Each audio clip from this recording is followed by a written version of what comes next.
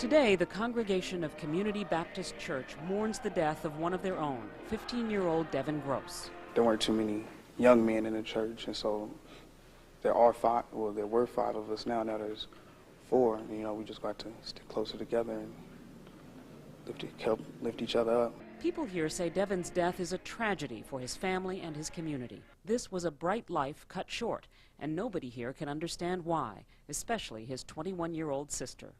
My brother never did anything to nobody, and I don't understand why nobody can say anything, like pretends like no one knows what happened or anything. It happened in broad daylight, and they want to be quiet and shield these people. It doesn't make any sense. Devin was shot to death Friday afternoon at McAllister and Buchanan in the Western Addition neighborhood of San Francisco.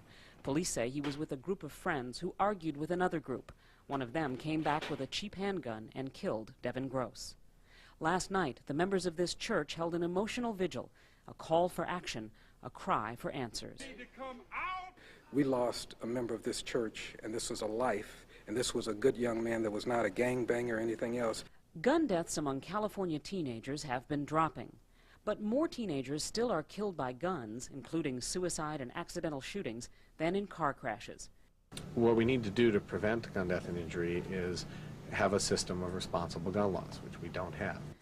To prevent cheap handguns from reaching the illegal market where teenagers can buy them for less than a pair of athletic shoes, public health experts recommend registration of all guns, limits on the number of guns people can buy, and product safety standards. Devin Gross is just the latest victim. The youth director of his church wonders where the outrage is over his death and why there isn't more support for the community.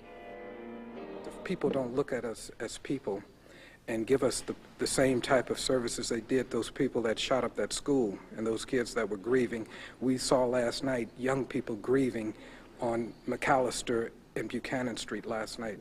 Dr. Lori Dorfman, a public health researcher, says the media pay more attention to events like the Columbine High School shootings in Colorado than to those that occur in their own backyard. And without public concern, she says, the violence problem won't go away. We don't know the names of the last 13 kids shot in San Francisco. What do the experts think about them? What have their families experienced? What are their communities and neighborhoods doing about it? There's a lot that we could learn from what is going on right here in our own communities that would help us solve the problems. And I think the news media have a responsibility to tell that story as well as they tell the different story, the exciting story, the outrageous story like Columbine.